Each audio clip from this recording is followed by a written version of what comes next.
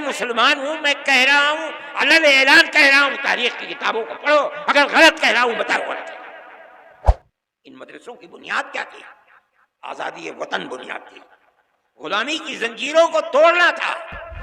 ارے پاگل ہو، بے وقوف ہو، اگر تمہارے گردن کے اندر غلامی کا طوق پڑا ہوا تھا، تم غلام تھے انگریز کے، تمہارے اندر ہمت نہیں تھی کہ تم انگریز کے خلاف کچھ کہہ سکو، اگر آواز اٹھی ہے انہی مسجد اور انہی مدرسوں سے اٹھی ہے۔ آج لوگ نہیں جانتے، انگریز نے اس مسجد کو جو اکبری بیگم شاہ جہان کی بیٹی کی بنائی ہوئی تھی، ان کی تحریک کے خلاف اس کو تہس نہس کر دیا، دفن کر دیا۔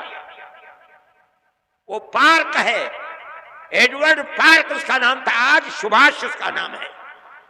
دنیا نہیں جانتی جن مدرسوں کو اور مسجدوں کو تم بلڈوزر چلا کر برباد کر رہے ہو، یہی ملک کی آزادی اور غلامی سے نکالنے کی بنیادیں تھی، لوگ نہیں جانتے۔ میں یہ کہتا ہوں کہ کس بنیاد کے اوپر تم ان کی مخالفت کرتے ہو؟ یہی مدرسے تھے کہ اس کے بعد جب تم نے ان مدرسوں کو برباد کرا دیا، انگریز نے برباد کیا، تحریک اپنی جگہ پر رہی، ختم نہیں ہوئی۔ حضرت شاہ اسماعیل شہید رحمت اللہ علیہ اور ان کے ساتھی آزادی وطن کے لیے صوبہ سرحد جو آزاد قبائل ہیں وہاں پہنچ گئے، جہاد کرتے رہے، یہاں تک کہ سن 1832 کے اندر وہ شہید ہو گئے جہاد کرتے کرتے، چھوڑ دیا لوگوں نے، چتر بتر ہو گئے۔ لیکن لوگ واپس آئے اور آنے کے بعد سن 30-32 سے لے کر سن 57 تک اپنا کام کرتے رہے، یہاں تک کہ 1857 کے اندر انہوں نے پھر دوبارہ جہاد کو بلند کیا، جس کو انگریز نے غدر کا نام دیا۔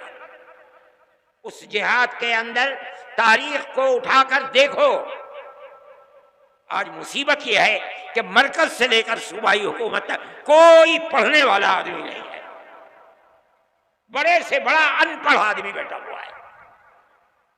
سن 1857 کے اندر جہاد کے اندر صرف دلی میں روشن مستقبل، روح روشن مستقبل، ان کتابوں کو اٹھا کر دیکھو، صرف دلی کے اندر 32,000 علماء کا قتل ہوا ہے۔ کون لوگ تھے؟ یہ وہی تحریک تھی جو شاہ عبدالعزیز صاحب رحمۃ اللہ علیہ نے دلی کے ایک مدرسے سے اس تحریک کو بلند کیا تھا، جس کا مرکز اکبری مسجد کو بنایا تھا۔ اس مسجد کی در و دیوار آج بھی اینٹیں دفن ہیں۔ ابھی 5-7 سال پہلے شعیب اقبال جو اسمبلی کے ممبر ہوا کرتے تھے، اتفاق سے اس زمین کو کیوں کھودا نہیں معلوم، اس کے باقیات مل گئے، لیکن بی جے پی گورنمنٹ نے ان کو باقیات کو باقی نہیں رہنے دیا، اس کو پھر پاٹ کر کے زمین کے اندر دفن کر دیا گیا۔ وہ ایک تاریخ تھی۔ یہ مسجدیں اور یہ مدرسے اسی تاریخ کے نمونے ہیں۔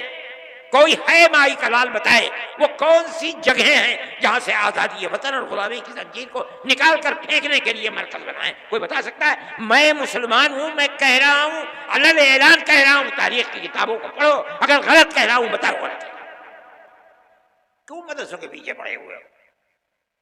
ہمارا تعلق کوئی سیاست سے نہیں ہے۔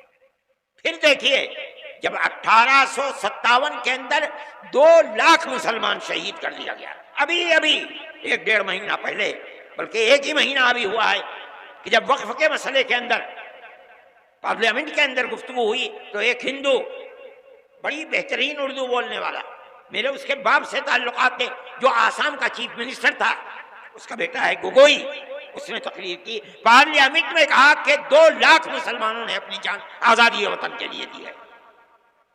ان لوگوں کے نام لیے جنہوں نے آزادی وطن کے لیے اپنی جان کو قربان کیا ہے، اور یہ ایک حقیقت ہے۔ نتیجہ کیا ہوا اس کا؟ ملک آزاد ہوا۔ کیسے کیسے افراد پیدا کیے۔ دارالعلوم کی بنیاد اسی پر بنی ہے۔ جب 1857 میں خدا کی قدرت، آزادی وطن کے لیے جو لوگ کھڑے ہوئے تھے انگریز کے خلاف، ان کے حق میں فیصلہ اللہ کا نہیں تھا، ناکام ہو گئے۔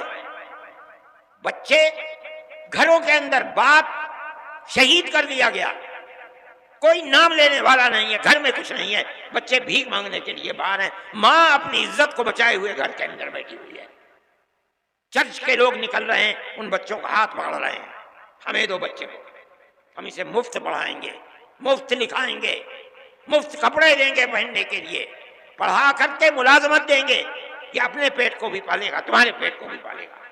اس صورتحال کو جب عام معافی کا اعلان ہوا اور ان مدرسوں کا بنیادی کردار رکھنے والے حضرت نانوتوی اور حضرت گنگوہی اور ان کی جماعت نے دیکھا، تو بیٹھ کر میں اس مدرسوں کے بنانے کا فیصلہ کیا، اور ٹھیک 9 سال کے بعد سن 1866 کے اندر دارالعلوم کی بنیاد ڈال دی۔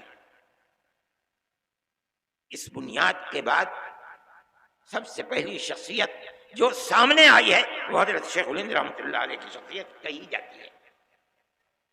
ان کے شاگردوں کے شاگرد یہ لوگ ایسے تھے کہ جن کے رگو پے کے اندر خون تھا، اور وہ خون آزادی وطن کا تھا۔ وہاں سے پھر آزادی کی تحریک، چین سے نہیں بیٹھے، 2 مرتبہ شکست ہوئی۔ ایک مرتبہ تو وہ شکست ہوئی جس کے اندر شاہ عبدالعزیز صاحب کے 2 شاگرد تھے، اور ایک مرتبہ 1857 کی شکست۔ اس کے بعد انہوں نے دارالعلوم دیوبند کی بنیاد ڈالی۔ کس لیے؟ حضرت شیخ الہند رحمۃ اللہ علیہ فرمایا کرتے تھے کہ حضرت الاستاد حضرت نانوتوی رحمۃ اللہ علیہ نے جس لیے دارالعلوم کی بنیاد رکھے، میں اسے جانتا ہوں۔ صرف کتابوں کا پڑھانا نہیں تھا، بلکہ غلامی کی زنجیروں کو توڑ کر پوری قوم ہندو مسلم کی قوم کو زندہ و آزادی کے ساتھ ملک میں جینے کا حق دلانا تھا۔ یہی بنیاد تھی کہ وہ تنہا نہیں بیٹھے، انہوں نے اپنے شاگردوں کو لیا۔ دارالعلوم کی بنیاد جس مقصد کے لیے پڑی وہ یہ مقصد تھا۔ پھر ایک مدرسہ نہیں، اس مدرسے سے 50 سال کے اندر سن 66 سے لے کر تقریباً 80 سال کے اندر ہزاروں مدرسے ملک کے اندر بنا دیے گئے، یہاں تک کہ سن 47 کے اندر ملک آزاد ہو گیا۔ ان مدرسوں کی بنیاد کیا تھی؟ آزادی وطن بنیاد تھی، غلامی کی زنجیروں کو توڑنا تھا، یہی بنیاد تھی کہ حضرت شیخ الہند رحمۃ اللہ علیہ نے آخری سانس ملک کی آزادی کے لیے، انہوں نے اور ان کے شاگردوں نے، مفتی کفایت اللہ صاحب شاہجہاں پوری، حضرت مدنی، انور شاہ کشمیری، اور اس کے بعد ان کے شاگرد، یہاں تک کہ ملک سن 47 کے اندر آزاد ہو گیا۔ اور حضرت شیخ الہند رحمۃ اللہ علیہ کے اندر اللہ نے آزادی وطن کے لیے کتنی طاقت رکھی تھی اور کیسا جذبہ تھا، ایسے افراد دنیا کے اندر کم ملتے ہیں۔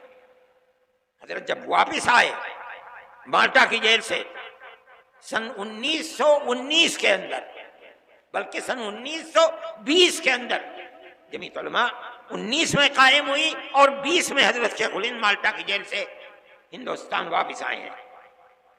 تو ریاست بہاولپور کے ان کے جو سب سے قریبی آدمی تھے، گویا کہ وزیر اعظم تھے سر رحیم بخش، انگریز نے ان کو سر کا خطاب دیا تھا، انگریز نے ان کو بھیجا تاکہ حضرت شیخ الہند سے ملے اور یہ کہیں کہ حضرت آپ چلے گئے، دارالحدیث دارالعلوم دیوبند کی سونی ہو گئی، لوگ آپ کے پاس آ کر کے تصوف کی مشق کیا کرتے تھے، ذکر الہی میں مشغول تھے، وہ بھی سلسلہ ختم ہو گیا۔